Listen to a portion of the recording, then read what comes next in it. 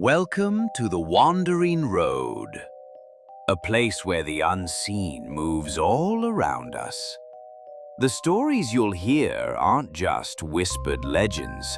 They're shadows that cling, footsteps that follow, and whispers that never fade. Every turn pulls you closer to the unknown, and once you've heard what waits here, the night will never feel the same again. Hey everyone, welcome back to another episode of the Wandering Road podcast. I'm your host, Chris. Co-hosting with me today is Mr. JJ, the host of the Southern Demonology podcast. And joining us today, a very special guest. Been working on this for a few months, ever since I met him at Steel City Con. I'm a big fan of his films that he starred in as Pinhead. Yes, you heard that correctly. And if you're watching this, the horror icon, Mr. Doug Bradley, is joining us on the show today. Welcome to the show, Doug. Hi, guys. Hi, Chris. Good to see you again. And nice to meet you, JJ. Hi. It is an honor to have you here. I can't tell you how excited I have been for this night. Yes, listeners, if you've noticed, Doug Bradley said, talking to me again, if you like football, aka, as the Americans call it, soccer, he was on the Let's Get Footy podcast. Footy. I'm sorry, Doug. Not footy. Footy podcast. Footy to talk. You got to soften that T and get it into a Liverpool accent. Footy. Yeah, footy. I gotta go stay in Liverpool for a little bit. That is one of my goals, like to make this podcast my main source of income, so I can get a season ticket, stay over in Liverpool, and just go to the game. I'm not going to say anything, Chris, because we said we will not mention football. No, yes, correct. If we start, yeah. Poor JJ will be out of his depth here with that one. So that would be accurate. But yes, folks, we have Mr. Doug Bradley with us here today. I'm very excited for this episode. Been in all my 3 years doing podcasting, if I would have told myself 3 years ago, hey, you're going to have a podcast with someone that was friends with and acted with Chris Farley in Brandon Morgan, and you would have Doug Bradley, a horror icon who played the famous Pinhead character in the Hellraiser movies, on your podcast again. And I would have told you, you're crazy. Weirder things have happened. For today, Doug, I know you've done multiple interviews, and I know a lot of them have probably asked you about the Pinhead character and the Hellraiser movies. We're going to touch on that a little bit, but what I'm really interested in is your thoughts on the paranormal. Before we started recording, you said you've done some investigations yourself. You said that you're an atheist. You were interested in Skinwalker Ranch and Stone Tape theory and all these other topics. So I would love to dive into your perspective on the paranormal world for today's show. I don't remember a time when I wasn't intrigued by it. And as a kid, it was particularly ghosts, which I couldn't get enough of, but which scared me silly. The idea of them scared me. I grew up in a religious family, Methodist, church every Sunday and Sunday school. And as as time went by, I disengaged myself from that. I got as far as going to membership classes for the church. That would be probably when I was about 15 and a fledgling hippie. And we spent the first few weeks talking about what is God and just throwing ideas about what we thought God might be around. And I was, getting into mystical ideas and all that kind of stuff, getting interested in UFOs and the Loch Ness Monster and mythology. And so that was all very cool. And then after a few weeks, the assistant minister, who was young and a bit hip, he later was forced to leave the church in disgrace because he was found to be having an affair with one of his married parishioners. Anyway, he said, so we've spent these weeks talking about God and what we think God might be. And I think it would be safe to say that we've reached the conclusion that we don't know. And I thought, I was expecting the big reveal. I was expecting, that you would pull back the curtain and tell me, because you're a man of the cloth, you wear the collar, you're a man of God, you profess to understand all this, and I want you to tell me, because I don't. And his conclusion was, we don't know what God is, but it doesn't matter that we don't know what God is. It only matters that we believe that God is. And my reaction to that was, really? Is that it? Is that all you've got? Because if you're saying you don't know what God is, then you're acknowledging that you think he might not be, which seemed to me kind of weird. So I checked out and moved by degrees from agnosticism to atheism. But I call myself a religious atheist, and I know that will sound contradictory. It's fine. It's contradictory. In terms of strict Christian theology, the creation, the Genesis story, and Jesus, the Son of God, born of a virgin, all of that, I'm emphatically an atheist. And I think I lean rather towards a Lovecraftian view of the universe, that it is rather cold and rather distant and fundamentally doesn't give a fuck about me or us. And I don't see the need or the evidence for a God anywhere.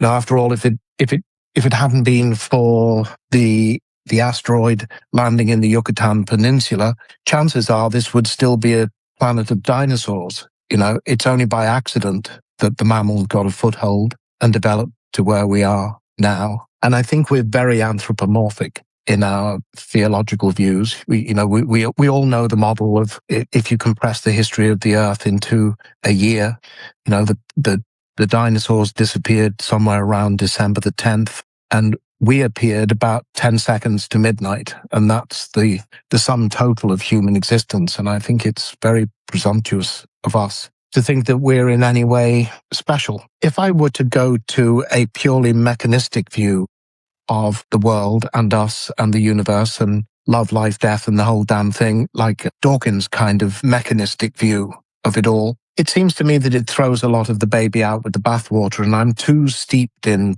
poetry and literature and imagination and the life of the imagination to be able to step away from all of that entirely, nor do I want to.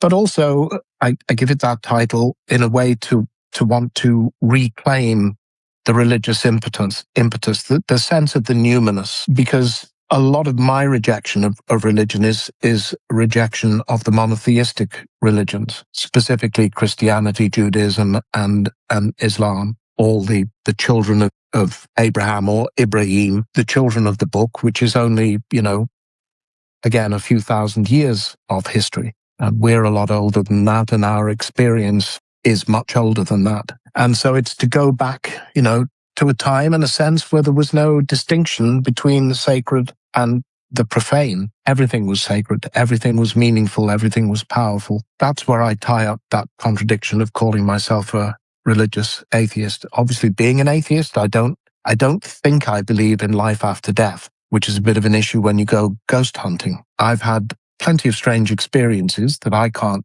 explain, but I've never seen a ghost. I get bothered when people easily talk about the spirits. Everybody assumes they're talking to the spirits of the dead, and I don't know that I have evidence that that is true. It may be, it may not be. I don't know. I think a lot of assumptions are made about what's going on with experiences of the supernatural, a lot of which I think may actually be very natural. But that's a kind of nutshell summary, if that all makes sense. It naturally follows that if I don't believe in God, I don't believe in the devil. With apologies to the Southern demonologist, I don't think I believe in demons other than what goes on inside our heads. But I don't know that I believe in an external reality of that. No doubt you will be able to tell me of experiences that will refute that point of view, but that's my basic belief. Well, I mean, it's better to profess that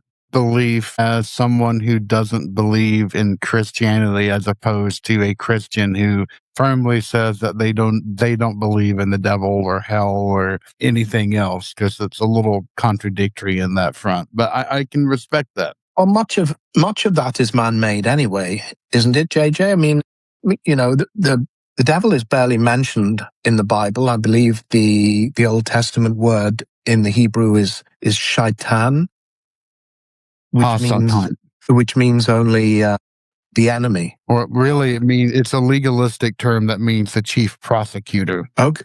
Wow. Okay. Yeah, and it's literally Tan, which is the chief prosecutor.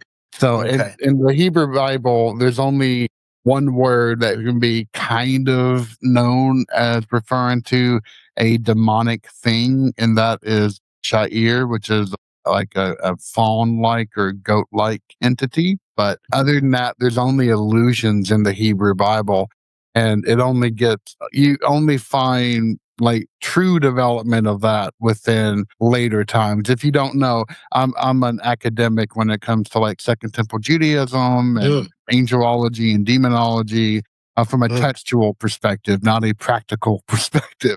And I kind of delve into all of that, so I can go off the deep end on that front. So I'm not trying So to. that's like a Pan-like figure, like It is God correct. Pan, right? And what I think is interesting about that is that the figure of Pan very much reflects nature and it seems to me, and reflects nature as both a beneficent and a malevolent force. Nature holds us and feeds us and nurtures us and keeps us warm and makes us happy and all of that. And it will also wipe us out in a heartbeat with floods or, lightning or famine or whatever. And Pan seems very much to reflect those two extremes. I guess like Kali, the great goddess figure of Hinduism, she is the nurturing mother and the destroyer simultaneously. Whereas Christianity particularly tends to bifurcate all the time. It always wants to be in a white hat, black hat universe. This is good and this is bad, and these things can't be the same thing at the same time. Which is a fascinating development because ancient Judaism was there. There was no duality. It was Right. Everything comes from God. If it's a lying spirit, it came from God. If it's a good thing, it came from God. And it's only in Second Temple Judaism do you get that kind of Persian Zoroastrian influence that creates this search for the devil, which takes around 300 years to complete. And it's only by consensus is it actually kind of settled on later on. But we assume that whatever we receive is kind of written out in the Bible and you're good to go. And that's not the case whatsoever. No, it's a very confused and confusing document, it seems to me, especially the Old Testament. I suppose to some extent, are we going there to the problem of Job and, Job's question? I've been a good and faithful servant all my life, and why do you do this to me? And the question of, if God is omnipotent, then where does evil come from? But to be simplistic about it, where does childhood cancer come from? If God is omnipotent, then he must have the ability to make those things not happen. He must have had the ability to not let evil exist in the world. So there are two choices. Either God is omnipotent and chose to let evil and childhood cancer and so on and so forth exist in the world, which rather raises the question, why? If you have the option of not doing that, or the forces of evil are forces that God can't control, in which case he's not omnipotent. Well, and Job is an interesting case study as well, just beyond those questions, because that story has been, it predates the Hebrew Bible by a very long time. It was an old Persian tale that was adopted into the Hebrew Bible. Okay. And then later it gets the Hollywood ending where, God grants Job a new family and everything else, which doesn't answer any of the questions, of course, that you just raised. It's just, well, he didn't get his family back. He got a new family. Is that the same? No. No. A few plagues along the way as well. Yes. That's one of the reasons why students that study Hebrew they're not really allowed to even touch Job from a study perspective until they have 5 or 10 years of experience under their belt because it's so complicated. Really? And Carl Gustav Jung wrote an entire book on the question of Job. Doug, you said something that I wanted to touch on towards the beginning. You said you had quite a few interesting experiences with regards that I'm assuming you would consider them eerie One of or which is One thing I always like to say is that the reason all of us like horror and the paranormal and UFOs, ghosts, demons, whatever, that range of topics, it just doesn't happen. There's always I call it a gateway drug. There's always one thing that happens. And when you said you had quite a few things, strange things that happened to you, I was wondering, is that related to what got you into this type of genre of the paranormal and horror? Or was it your relationship with Clive and his works that kind of piqued your interest as well? Or was there a few things that happened when you were younger that were unexplainable that kind of drew you in more? I'm sure my bedroom walls spoke to me one night, but no, as I say, as a kid, I think it was that obsession with ghosts. If I try and draw a timeline, my gateway into horror would begin with Granada Television in the northwest of England, commercial TV station. It started a series called Appointment with Fear, and this would be, again, when I was a teenager, that came on at 10:30, I think every Monday night, right after news at 10. And they basically ran the entire Hammer back catalogue. So that was my kind of, my entry into horror. I have my Peter Cushing shirt on today, who is my god, horror actors. Not for the occasion, that's purely accidental. Next cab off the rank. And then I guess from there I would have, discovered then the classic Universal movies and moved on to other things. And around that same time would be the time that I was cast in the school play at Quarrybank High School in Liverpool, and, was told to report to rehearsals, which I did, which was, I've said, the day that changed my life, because among my fellow cast members was this extraordinary fellow called Clive Barker. This is probably around 1969, 70, I think, in that academic year, I think. So that was the start of my relationship with Clive. And so all of that process then kind of moved forward, and obviously, that involved a lot of talk about the occult and discovering cinema generally and wider fields of horror cinema, discovering Lovecraft. I had already, as a boy, I had taken a book off my father's bookshelves purely because the title intrigued me, and the title was Tales of Mystery and Imagination. So I had already discovered Poe, which is a lifelong love that has never gone away, and all of that fed into the theatre work that Clive and I started being involved in the early 1970s, through the 1970s into the early 80s, and then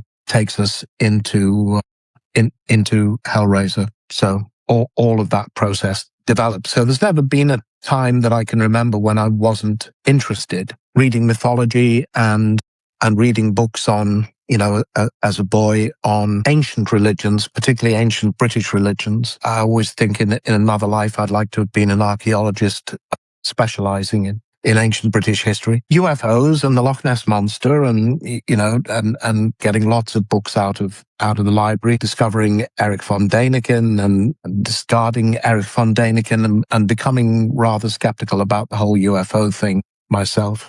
And although I passionately believed in the Loch Ness Monster as a boy, I don't think I do now, for purely practical reasons, I think. So all of that is the background, and I've never lost interest in any of those subjects. Yeah, I think that cryptozoology is a strong running theme amongst most of us in this world. Like in high school, I wanted to be a cryptozoologist more than anything in the world. I loved every story I read about Nessie. Even though I don't believe in it anymore, I still want to. I'll put it that way. Sure. Yes. I think now it's purely because if it's there, it can't be an it. It has to be a breeding colony. And if we're going to believe it, that it's something like a surviving plesiosaur or something like that, then it's a breeding colony, and it's a lunged mammal, which means that, like whales and dolphins and porpoises, it's got to come to the surface to breathe, either through a blowhole, or it's got to come to the surface and open its mouth and breathe. It can't live it can't be underwater all the time unless it's some kind of a giant fish, which doesn't mesh at all with the descriptions of the monster. If it is surfacing to breathe, then, in the immensity of the Pacific Ocean, we can go and find a blue whale. It'll take a while, but we'll find it because it has to come to the surface and breathe. So it's not that uncommon to see whales. And it's a very, very big body of water, but nevertheless, if there's a breeding colony of creatures there, sightings are going to be very common, I would have thought, purely for that reason of the necessity to breathe. Also, it's effectively dead water. Even a few feet down, the visibility is nil. There's very little life in it. It's not abundant with fish and other forms of life. And again, if these creatures are there, they have to eat a lot, which means there has to be a substantial stock of food in the loch for it to feed on, which there simply isn't. Or it's got to repeatedly come out of the loch to feed on whatever around the loch, in which case, again, sightings are going to be very familiar. So for purely, with my practical naturalist's head on, I simply think it doesn't make any sense. I still remember watching the special where they took a line of boats equipped with radar to scan across the entire surface. And that's when I knew something was wrong. Because if you have to start making up possible excuses as to why your experiment failed and that you're just assuming that it has to exist because it does, something's probably wrong. Sure. But did they not locate something? I don't even remember. The only thing I remember taking away from it is that they kept hypothesizing that there were underground tunnels that could lead to other bodies of water in which they would frequent more often and only appear in the loch for certain occasions. Seems highly unlikely. I don't know where those caves would lead. Exactly. That would explain that. But it is a huge body of water, and it's quite narrow, but it's very long and it's very deep. You stand the Empire State Building in the middle of it several times over. It is very deep, but it's very cold, and it's full of peat suspension. As far as we know, there isn't a lot of like weeds and greenery that this thing could be feeding off, even if it doesn't need to be feeding off fish. The surgeons the most famous photo there photographed that classic one, which of course turned out to be exactly what I'm doing now. Exactly. Yeah, exactly that. A very clever, very brilliantly staged photograph, but it was just an arm through a kid's flotation device, right? I think the strangest one is the one with looking across the loch, with what appears to be something moving across towards the far end of the loch where the road goes by, and there is a car going along the road at the same time. And that doesn't appear to be in any way tampered with. But it's such a strange body of water, and we know the way that the wakes from boats do strange things, and the waves roll and seem to go on for a long time, and they come back on themselves off the shores. And particularly when you're down at water level, they appear to, create moving humps. I don't know. I visited Loch Ness once. I never took my eyes off it. If you don't mind me asking, I'm curious, as a fellow H.P. Lovecraft fan, beyond the racism, do you have a particular story that you have always kind of gravitated towards? There's so many, are there not? I mean, I guess the Call of Cthulhu is the granddaddy. The Outsider is a huge favorite, as is The Tomb. The Randolph Carter stories I love, and Dagon, and The Strange High House in the Mist, and The Terrible Old Man, and it just Hickman's model. They just start to roll in my head. And if you tell me any one of them is his best, I probably wouldn't argue against you. The Rats is brilliant, very powerful. If I had to pick one, it would probably be The Outsider. That's a good one. Color from Outer Space is phenomenal as well. Of course, Listeners in the Dark, and yes, the Dunwich Horror. It's the totality of Lovecraft, I think, for me, is Much length. It's amazing that he was able to craft such an in-depth universe and make it seem so plausible with very little spoken dialogue. He was horrible at writing dialogue. So you only find a few mentions of words that were spoken between characters, but yet it just feels so alive. It's quite remarkable. And is the master at confronting you with terrible things without ever describing them. So everything is unnameable and unmentionable and unknowable. I mean, the things that really have always drawn me. Sorry, JJ, but that works, I think, powerfully with Lovecraft, because whenever he tells you that it's unknowable and unnameable and I cannot describe the things I saw, our imaginations rush in to fill the void that is not being explained for us.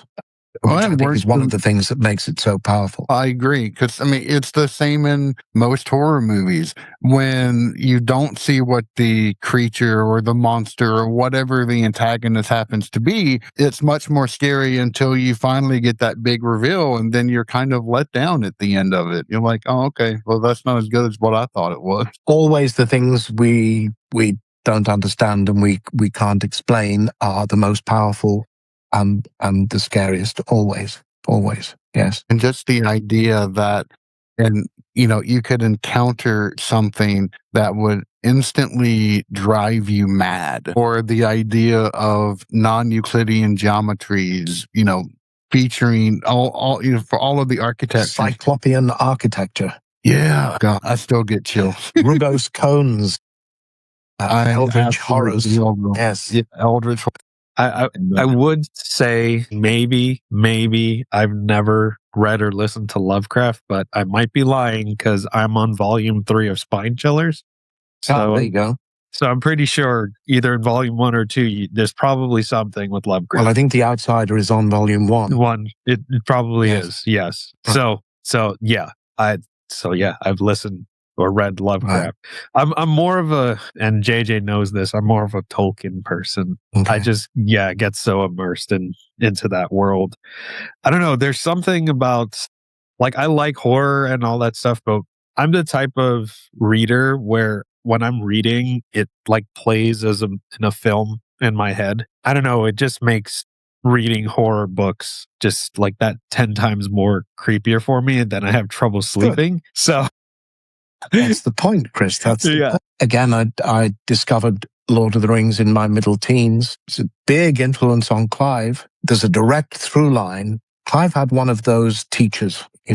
Lots of successful creative people talk about the teacher in their lives. And for Clive, and so he's told this story publicly, so this is not out of school, and it's not, straightforward enough. His name was Norman Russell, and he taught at Quarry Bank, taught Clive, and he had set homework for Clive's form. Clive would be probably, in his very early teens at this point, maybe 12, thereabouts, to write a piece of original composition. And Clive wrote his piece and turned it in. When Norman gave the homework books back, appended to it was the dread comment, "See me," nothing else, no mark, just "see me."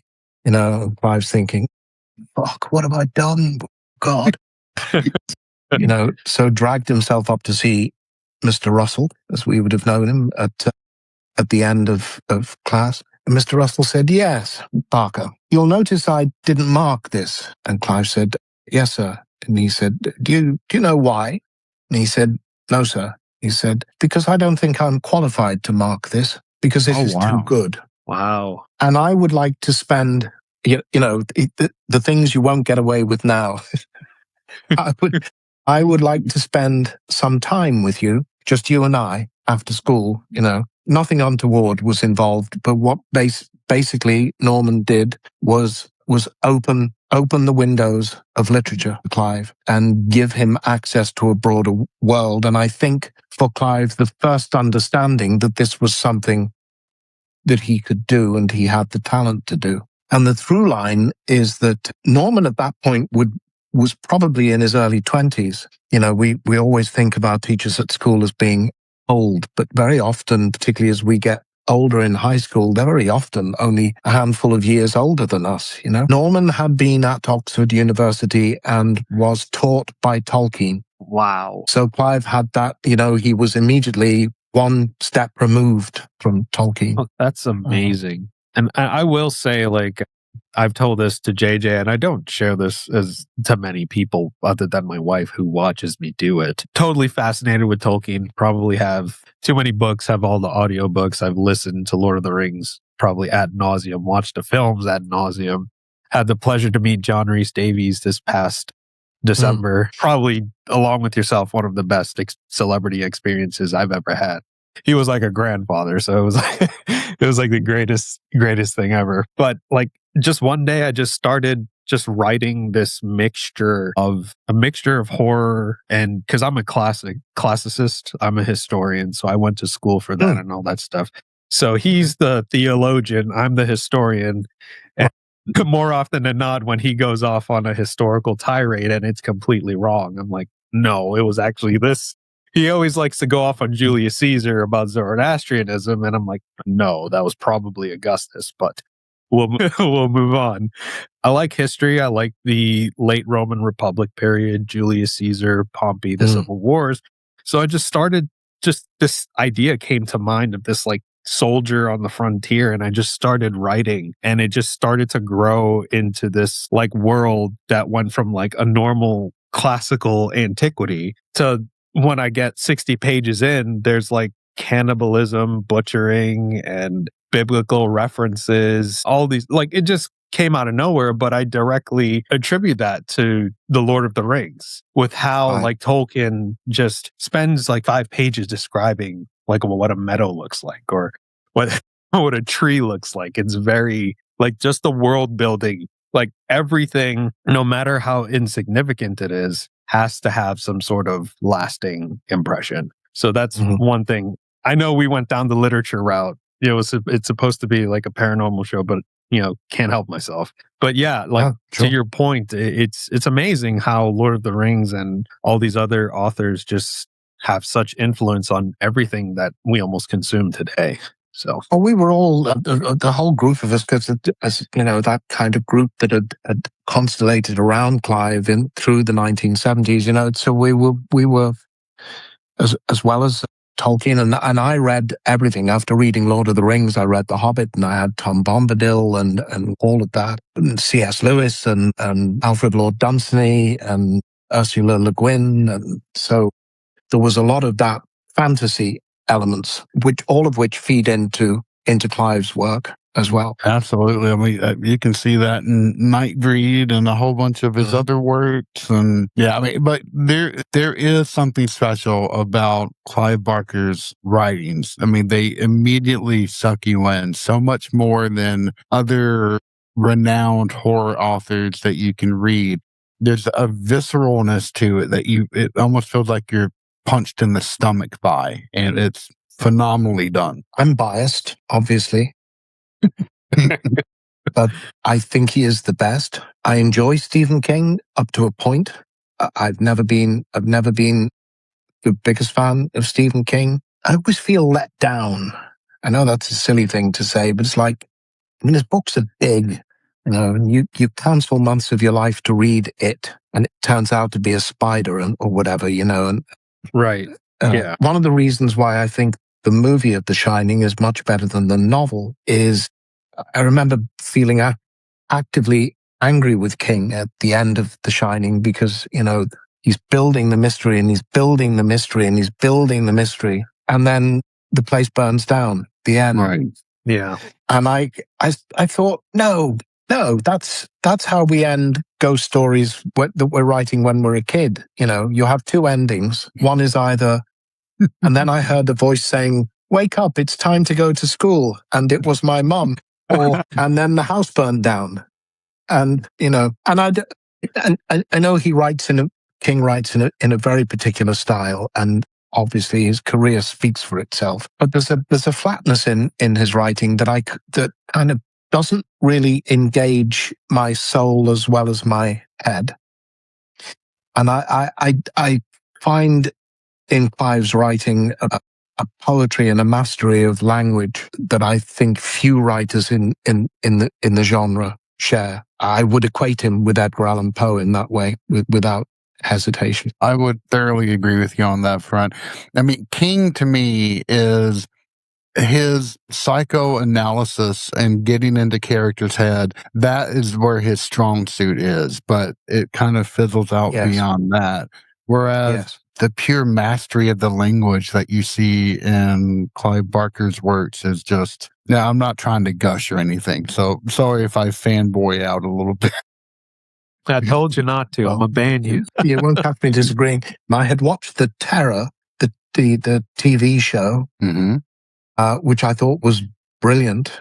And I had no idea that it was based on a novel until I was recently in my half-price bookstore, and I saw The Terror, and I thought, that's not the same The Terror, is it? Pulled it down, and of course it is. And again, it's a big fat brick of a book, 700 pages in paperback. As I read it, I thought it was brilliant, and brilliant writing, wonderful writing. I'm certainly going to. I bought another of his books. My prime sin is buying books faster than I read them. I permanently have a pile waiting. But in many ways, I thought the novel of The Terror was actually better than the TV series, which, as I say, I thought was brilliant. And a 700 plus page novel that for me went by like a 250, 300 page book. I know what I will be adding to my reading list right after this, because I haven't had the pleasure of reading his books yet, and I'm always looking for new ones. There's a few of them. Yeah, I have to add that to my list too. I'm one of those audiobook people. I'm sorry. Don't judge me, guys. I just don't have time to sit and physically read. So I just... Hey, you're listening to Spine Chillers. I'm not arguing against you. I am on volume 3. Right. So how many volumes are there? 13. Perfect. Good. You should have bought the box set when you were at Steel City. Yeah, I saw that. I did see that. I was interested. I was like, what is this? And then we got to talking about Liverpool, and it just completely... Everything else takes a back seat. Absolutely. Yes. But continuing with... I'd like to continue with Clive for a second here, specifically with Hellraiser. The time you got casted by Hellraiser, did Clive specifically handpick you for the role of Pinhead, or how did you get involved into that? I know you're best friends with Clive, so I don't want to assume, but I figured I'd ask. No, sure. Well, I've talked about starting out with the school play at Storybank High School in Liverpool, late 60s, early 70s, after school, university. We started doing theatre, own experimental independent theatre. Clive very much the driving force in that, and obviously the principal writer, though at some point in the middle of the 1970s, we became the pantomime theatre. We were a mime troupe for a few years, and then we became the Dog Company, and the words came back. So through the 1970s, that's what I was doing. I was acting. I think there was a point at the end of the decade, going into the beginning of the 80s, we were at the Edinburgh Festival, a Fringe Festival, with a play called The History of the Devil, which is published now, written by Clive. I think for me, it's my favorite of his plays, but all the stuff that we were doing as a company is published now, and they've been independently performed here in America as well now. And I was playing the devil. It was a big part. We were at the Edinburgh Festival. We were being successful, which isn't an easy thing to do. Anyone who knows is familiar with the Edinburgh Festival. There's an awful lot going on, and everybody's competing for audience. And we were pretty much playing to full houses every night, doing very well. There was a point in there somewhere where you have those kind of almost casual realizations that affect the rest of your life, that I kind of thought, I suppose this is what I'm going to be doing. And I think that was because I was realizing that this was going to come to an end. This wasn't going to go on forever. And I knew that when that happened, Clive would explode as a writer or a painter, an illustrator, whatever, director, whatever he wanted to do, or all of these things. That was never in doubt. And the question for me in some ways was, so what am I going to do? Well, the only thing I feel I do well is acting. I know it It rewards me hugely, not at that point financially at all, hugely rewarding in other ways. And I think I was arrogant enough to feel, well, I think I can do this as well as most, better than some, and certainly not as well as quite a lot. I think I'm okay at this, and I think it's what I'm going to do. So round about 1982, the dog company came to its natural end. Clive was already giving me handwritten manuscripts of stories and saying, I'm trying to write some short horror fiction to see if I can make some money. Would you have a read? Let me know what you think. And a lot of those stories that he was showing me then were stories that wound up in the books of blood. So that was all happening for Clive. I got my equity card and became a professional actor. And I was working in the theatre, a couple of bits of television, but principally in repertory theatre around England. So the dog company broke up 1982. So that's what I'm doing in the next few years. And Clive's writing career has exploded in the meantime, which was wonderful to see and still feel a part of, in a way. Towards the end of 1985, in the middle of a conversation about other things, he said, by the way, I'm trying to put together an independent, low-budget British horror movie, and I think there's a part in there for you. And I said, okay, cool. The conversation moved on. That was Hellraiser and Pinhead entering my life without my being aware of it. As far as the casting goes, I mean, Clive asked me to do it, and I wouldn't have needed anything else at that point. I wouldn't have needed a script or anything or a contract. You want me to do something? Then the answer is yes. It's not a conversation I've ever had with him, but I assume he saw me as playing Pinhead.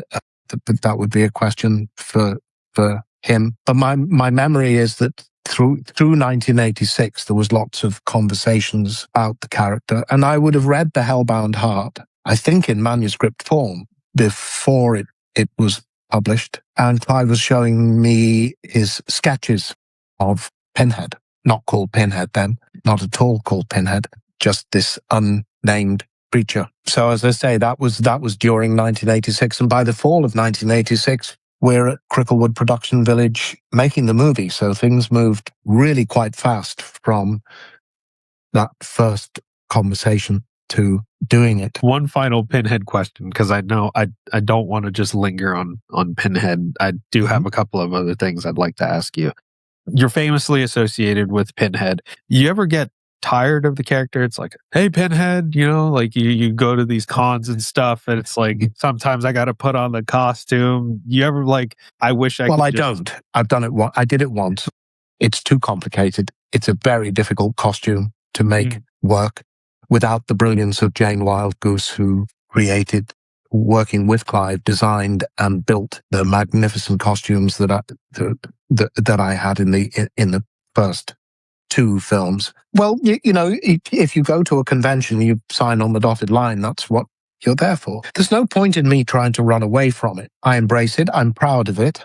I don't mind that it has defined my career. It's been more beneficial to me than anything else, I would say. And I'm in a very fortunate position because in a very unforgiving profession, I am 71, 72 is beckoning, and I'm still being offered work. And that is entirely because of Pinhead. And so to be at my age in this profession and be in that situation, I'm very fortunate, and touch wood at the moment, still body and mind is capable of doing it, which is not the case for all actors. The desire never goes away, but as time ticks by, for some people it becomes physically challenging and the lines become a monster. Right. Remembering the lines. I don't get stopped very often. I think people recognize me more often than I'm aware, because not everybody who recognizes me is going to come up and talk to me. So you have to be on your best behavior. And, I'd be lying if I said that there aren't times when that happens, and you're in the middle of something else, or you're thinking about something else, or your plane's just been delayed again, or something's going on, and somebody wants to come over and say, Mr. Bradley, you think, oh, for fuck's sake, not now. But, I choose to put myself in this profession. And we choose to put our work in front of the public. If the public likes what you did nearly 40 years ago, I last played the character 20 plus years ago, but first played the character this year, 40 years ago. The movie was released 40 years ago next year. That's something, and it tells you all the time, wow, you did something right, and I'm always aware that I had that extraordinary makeup, extraordinary costume, and Clive's extraordinary words in my mouth. But I'm not falsely modest. I own the performance, and I'm critical of it, but I'm largely proud of it. And we collectively, we made an indelible mark, and I don't think any of us had any idea at the time that we were doing it. But we did, and it is an indelible mark in horror films, in horror cinema, and in cinema generally. So as someone who, as I say, was worshipping at the feet of Peter Cushing and Christopher Lee and Boris Karloff as a teenager discovering horror, to realize that you have made the same kind of indelible mark is something, it's quite humbling. And the fans are not a problem. Some of them are, but very, very few. It's a vanishingly small percentage, without any question. The overwhelming majority are wonderful, and it's a magnificent fan base to have. It is extraordinarily supportive and knowledgeable. They know more about my career than I do. I mean, I've had people ask me questions about things that I've done. My mind goes blank, and I've actually swore blind that no, not me. No, it was, no, not me. Well, wait a minute. I do remember that. Now, we talked of Stephen King, and I did an adaptation of Salem's Lot for the BBC Radio 4. Oh, wow. Played Barlow the vampire. And I assumed that was, gone. The BBC, notoriously, as any Doctor Who fan will tell you, the BBC notoriously bad at not saving stuff. And somebody came to my table at a convention and said, I really enjoyed you in Salem's Lot. I thought you were great. Of course, my mind is completely splitting, and I'm going to the movie or the television series, and I'm actually saying to him, well, I think you're confusing me with somebody else. I wasn't in Salem's Lot. And he said, yes, you were. I heard it on YouTube.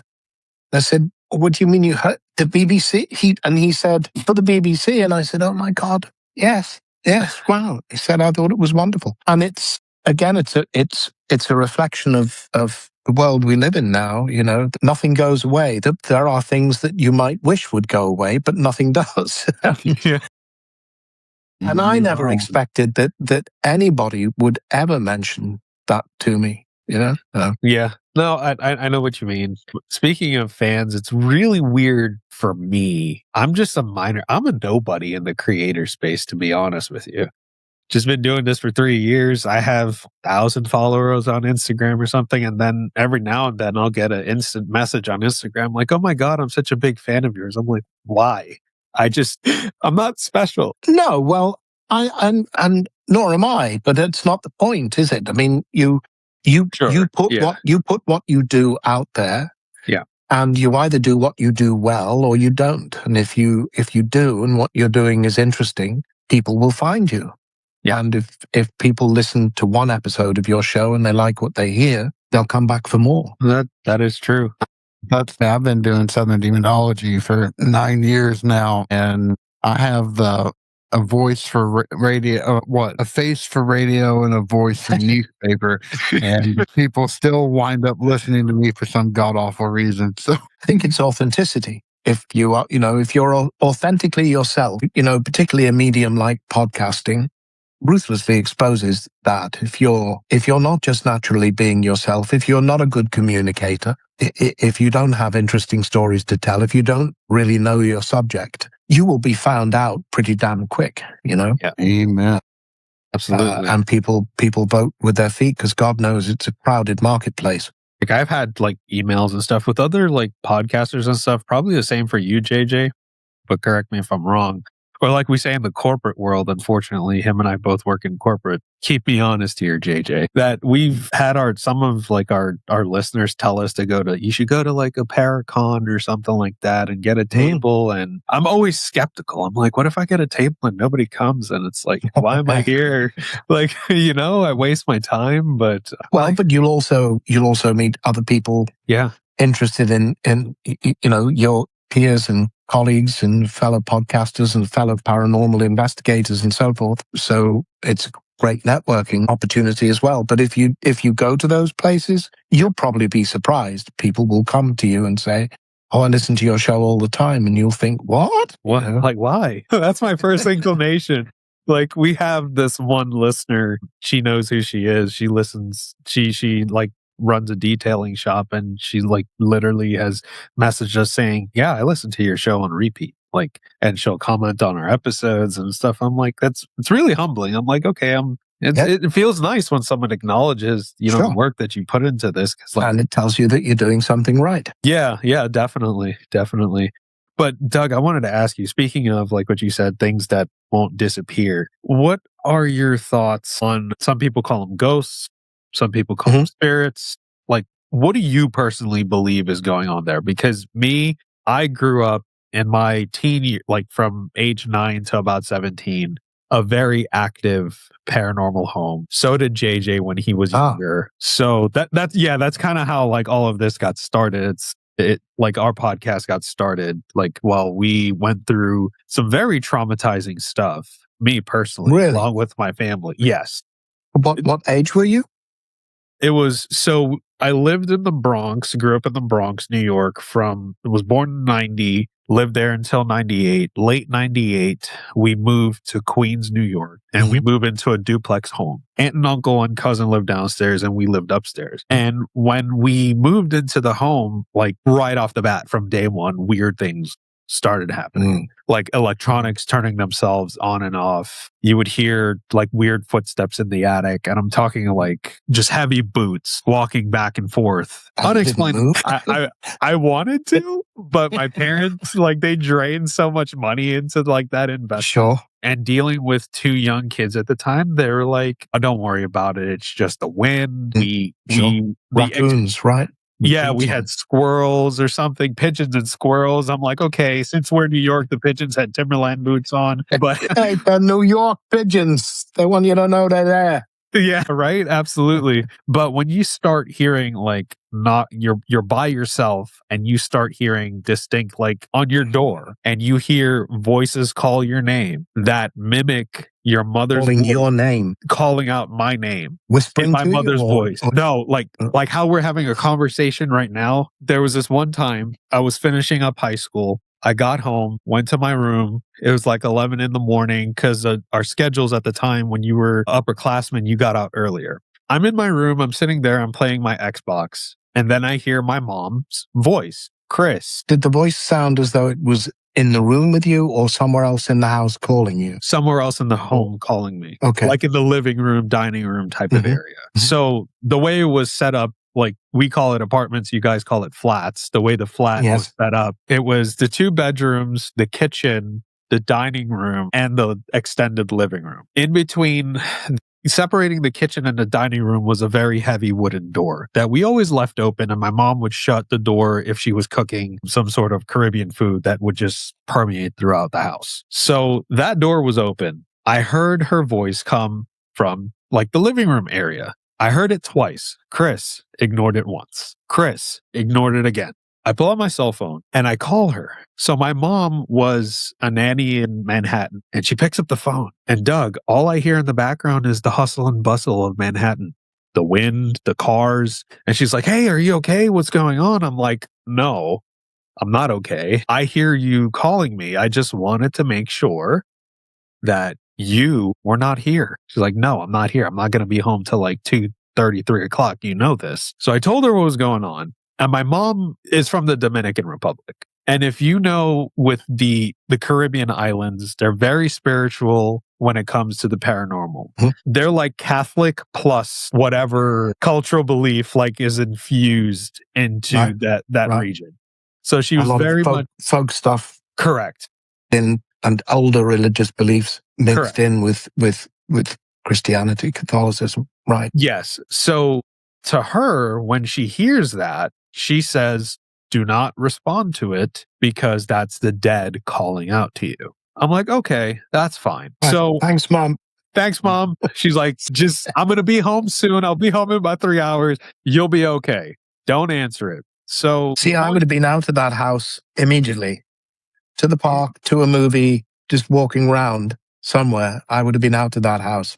But anyway, go on. See, I was stubborn. I enjoyed like my solitude. So it's like, Sure. no, I'm going to read. I'm going to play my game. I'm going to do what I want to do. Like, the hell with you. So the voice calls out in my mom's voice about 2 more times. And the final time, Doug, remember I told you about that door? We Mhm. always let cat scare the shit out of me. God damn it, Diesel. Wow. So that door, that heavy wooden door, no windows are open, nothing like that. There is no draft. There's nothing. There's just this boom. It slams on its own. I'm Hmm. like thinking to myself, I'm 17. I'm like, fuck this. I close my bedroom door. I pull my desk a little bit so like it blocks the door open inward so it blocks it. And I'm just sitting on my bed. I have my game on pause. I'm just sitting there, just waiting for somebody to come home. And that night, I told my parents, I never swore at my parents. I was like, I don't want to fucking live here. And I am done. They were already looking for a home, but then they like put it into warp speed because, you know, when the kids tell you like, look, I can't be here anymore. Were they experiencing the same things? Yes, my parents, it was not until I started my show and publicly talking about this that other members of my family finally had the courage to speak up on it. Me and my sister happened to me too. Yeah. Right. You had one sister? Yeah. But as we got older and we started talking about it, because you talk about it in a very joking manner, but Mhm. at the time it's terrifying. But I'm like 15, 16 years old. What Yeah. can I do?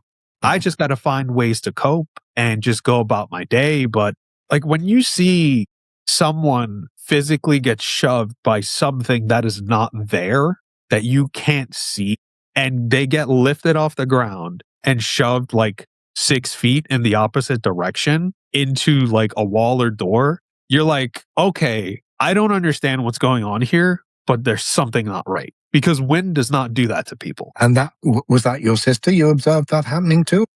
That was my aunt. So Okay. it was my aunt who was in her 50s at the time. So my aunt had Jesus. stayed with So that's us. a 50-year-old woman being picked up and moved across a room. Yes. That's extreme. Highly. Yeah. And when you moved, it stopped. It stopped. Never had a problem. A duplex, so not a particularly old house. Were you able to find any history of the house? Did you explore any of that? So my aunt, who like I said when I started the show, my aunt, who's very supportive of me sharing these stories, she came out and said to me that, hey, when we moved into that home, the neighbors across the street, they were 2 older German women. They had like German accents, and you know, they introduced themselves to my aunt and my parents and everything. And they told her specifically, you need to get that house cleansed before you move in and after you move in, because the people that were there were involved in some shady practices. We don't know if it was a cult or something of that sort. They made the claim that some teenage girl back in the day was abused there or killed there or something. But I could never, when I looked into it, I could never really corroborate that story. So is that something that your parents did? I mean, I know when my first wife and I, we had kind of we lived in the upper part of a house in London. There was the landlady lived on the ground floor, and I did some work in the house for her. She was Catholic, and I discovered when I lifted the window frames that each window frame had a small crucifix placed so that the window shut on it. Oh wow! Which was quite a common thing to do, and again, that's to stop the evil things coming through the windows and getting into your house. But if it's quite so, my point was that I think it's quite common. It was, I think, more so than now, but particularly for Catholics to want to cleanse a house, or at least have a priest come in to bless this house. before moving in? Did they take up? So Presumably not. The German ladies on their advice. My family makeup is like I call it a Crayola box, a cultural Crayola box. So my aunt and uncle were Muslim. My dad was a Hindu. My mom Catholic, but my dad eventually converted to Catholicism because of what he experienced in that home, which I found intriguing. So what he would try to do, he would do like his Hindu prayers. They would have these prayers like once a year. They call it a puja to like one of their patron deities. And he would do that and things would taper off for maybe like a week or so. And then it would come back with a vengeance. More activity, more noise, everything of that sort. And it wasn't until like my mom started saging and doing her like Catholic type of cleansings in which but that again is more of a folk kind of. That's so sage, a bundle of sage. Yeah, would you say so, JJ? That's not really a Catholic thing. Sage, no, not a Catholic thing. No, Catholicism has two different types of rites for this. One is just a generalized blessing, or you could have a exorcism of place or locale, which is much more free to allow an individual priest to decide to perform or not. But still, it's a little uncommon though. Yeah. Now you're a teenager, Chris. So come on. At the time, you did the Ouija board, right? No, I didn't. Why not? Never did. I am deathly afraid of them. Right. You've reached the end of tonight's journey on the Wandering Road. The show is written and produced by me, Chris, and my co-host, Dean. If you've got a scary story of your own, or if you'd like to join us as a guest, send your tale to twroadpodcast@gmail.com. We'd love to hear from you. Don't forget to follow us on social media for more haunted fun. And if you enjoyed tonight's episode, please rate, review, and share the show. It helps keep the lantern burning for fellow travelers. Until next time, keep your eyes on the road and your mind in the shadows, because the wandering never ends.